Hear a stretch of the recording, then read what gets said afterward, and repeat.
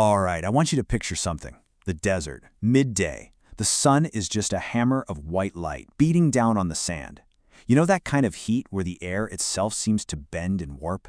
It's shimmering, like a veil between worlds. And in this incredible, profound silence, a silence so total you can almost hear the hum of the universe, there sits an old man, Abraham. He's right at the threshold of his tent, that simple, dark opening, caught perfectly between the cool darkness inside and the blinding mass of heat without. Now, on the surface, it's just a simple, stark image of life in the desert. But what if it's not? What if this simple scene is actually a key, just waiting to unlock a hidden reality? He was sitting at the entrance of the tent in the heat of the day. I mean, it seems pretty straightforward, right? Just setting the stage.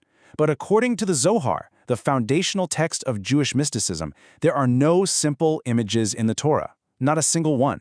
Every word, every scene, it's a key. It's a password. And this verse, it's not just describing a location. It's a schematic diagram. It's a blueprint for a profound spiritual event. It's a gateway to a whole hidden dimension of meaning. So what if we tried reading this verse not just with our eyes, but with our soul? What if this tent was actually a dimension, the very fabric of our physical reality? What if the entrance wasn't just a flap of cloth, but a metaphysical portal, a gateway between worlds? And what if that intense heat of the day wasn't from the sun at all, but was the tangible energy of a divine signal, a cosmic broadcast that was just about to manifest? We are about to go on a journey from the literal to the secret, from the plain meaning, the pshat, all the way to the very soul of the story, the Yesod. And to do that, we've got a clear roadmap. We're going to start by understanding the covenantal gate itself and really get a sense of Abraham's state of being before this moment. Then we'll unlock the secret code that's hidden in the Hebrew words for entrance and tent. After that, we'll dive into the cosmic mechanics behind the heat of the day, trace Abraham's personal spiritual transformation step by step, and finally bring it all home by looking at this ancient truth through the lens of some really cool modern portals. Okay, so to really grasp the sheer magnitude of this vision, we have to hit rewind for just a second. Where is Abraham, spiritually speaking, at this exact moment? Well, he has just performed the Brit Milah, the covenant of circumcision. And in this mystical understanding, you have to know, this was not just a physical act, it was a fundamental re-engineering of his spiritual hardware. The Zohar uses this really specific Aramaic word here, ahatim. It means sealed, closed off, totally opaque. Before the covenant, Abraham's connection to the divine was external. I mean, he could perceive God, but it was something happening to him. The covenant changed literally everything. It was a metaphysical act of opening him up. It unsealed him. It created an internal port, a dedicated channel for the divine to flow not just to him, but through him. And this act of unsealing is what brings us to the core of the mystical code hidden right in the verse. The two key words are Petach Ohel, the entrance of the tent. Now, in the language of the Zohar, these aren't just a place. They are states of being. They're cosmic principles. They are Sephirot. So let's start with Petach, the gate, the entrance. Mystically, this is identified with the Sethira. And if you're not familiar, a Sethira is one of 10 divine attributes or channels of energy in Kabbalah that basically form the map of creation. This one's called Yesod, which means foundation. Think of Yesod as this great cosmic funnel. It's the conduit that gathers all the energies from the higher spiritual realms and channels them right into our world. It's the nexus point of connection, and it is directly linked to the covenant. The Brit Milah is the physical marking that activates this metaphysical gate of Yesod. And then we have Ohel, the tent. This corresponds to the Sephirah of Malchut, or kingdom. You know what Malchut is? It's our world, the physical dimension. It's the sacred inner space, the vessel of our faith, and the dwelling place of the Shekinah, the indwelling divine presence. So if Yesod is the channel, Malchut is the receptive part. It's the destination that's just waiting for that divine flow. It is the sacred space waiting to be entered. So here's the crucial point, right? When the verse says Abraham is sitting at the Petach Ohel, it means he is positioned perfectly at the threshold between these two cosmic forces. He's not just sitting in front of his tent. He is the living bridge. He is the conduit, connecting to the vessel. He is the covenant, opening into faith. He is the channel, pouring into the kingdom. He has become the key, and it is perfectly fitted into the lock. But wait, there's one more piece to this whole cosmic puzzle. The verse ends with Kacham Hayom, in the heat of the day. And like we hinted before, this is not about the weather. This is the energy signature of the entire event. It's the divine power flowing through the newly opened gate.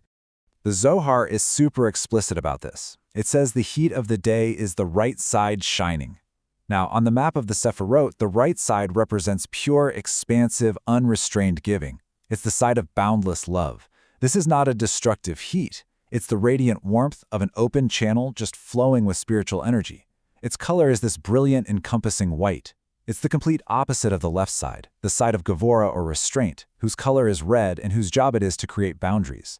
The heat Abraham feels is that pure, unmitigated flow coming right from the right side. And this brings us to the specific energy we're talking about, Chesed, or loving kindness. Chesed is the main sephira of the right side. It's the attribute of boundless grace, infinite expansion, and it's the core spiritual attribute of Abraham himself. So this heat is the very essence of Abraham's soul now flowing from the divine source, a current of white-hot, pure, divine love streaming through the gate of Yesod that he has just opened up inside himself. But there's a second, more poetic layer to this, which I just love. The Zohar adds that this heat is also the palpable desire of the spiritual realms to connect with the physical. It's a cosmic yearning. It's the desire of one degree to unite with another. You know that feeling. It's the tension of love seeking its vessel, of the spiritual seeking to manifest in the physical. It's like the static in the air right before a lightning strike. So let's just map this whole thing out. We've got the gate, Yesod, which is activated by the covenant. That's like an authenticated port. We've got the tent, Malchut, which is our world of faith and divine presence. That's the local network. And the heat, Chesed, that's the high bandwidth flow of expansive love that starts streaming through once the port is authenticated and open. Abraham isn't just sitting in the sun, he is presiding over a cosmic data transfer. Okay, so now let's trace this entire cosmic event from Abraham's own personal, internal perspective. What did this feel like? I mean, how did this transformation actually unfold inside of him? We can break it down into a 5-step process. Let's walk through this slowly. It all begins with step 1. He was sealed, a tim, perceiving the divine as something totally external to himself. Then comes step 2, the marking, the Brit Milah, the covenant, which metaphysically alters him at the very nexus of connection, the sephira of Yesod. This brings him to step 3, the threshold. And this part is crucial. His sitting is no longer just passive recovery. It's a state of perfect meditative equilibrium. He isn't just at the gate, he is the gate. And that leads to step 4, the activation. The divine vision appears, but the Zohar points out it appears to him, meaning it appears within the channel itself, which is now open and active. And finally, step 5, the rising heat. He physically feels the energy of Chesed, that boundless divine love, flowing through his very being. It's the precursor, the tangible signal that a new reality is about to manifest. So how in the world can we understand this ancient spiritual technology today? I know it can feel a little abstract, so to make it really concrete, let's translate this entire process into 2 modern analogies that I think really help us understand the mechanics of this mystical gate. Okay, for all you gamers out there, think of Abraham completing the quest of the covenant. What's his reward? The key of Yesod. He takes this key to the tent portal, the entrance to the next level, and activates it. The Chesed energy is that glow that starts emanating from the active portal, making it visible to celestial beings, who are basically high-level NPCs arriving with the next mission. Now, for the tech engineers among us, the Brit Milah is a firmware upgrade. It installs a new security certificate authenticating his system. With this, he gains administrator access to the gateway console. The Kishim Hayom, the heat of the day, that's the system diagnostic, confirming a 100% energy flow from the divine source. And the angels? They're the data packets being downloaded through this newly opened high-bandwidth connection. So, why does all this matter? What is the real takeaway from this deep dive into one single verse? Well, the core lesson is this. The story of Abraham at the tent is a blueprint.